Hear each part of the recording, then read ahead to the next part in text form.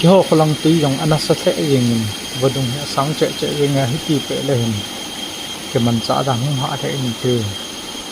tu ni yang tui de khang che che yeng jan ha sang a tu ni ha khan che che yeng kang le ho jong atam zo chu ga mai tai sa lang chulang long ko sang ta pha do ai tai mai thu hoi tu chung tui le ni phai lang a hon ne kha kit te vin te ki am pa hung ma sang je ma hi ta bang han tui le ne nang phai lang hu chu nang le na sa te ding ya mun zo se tui ani pha na tui khai na ding um thei ka lo ti chlaya tui long ho hi tai ti khai tho yeng ai tai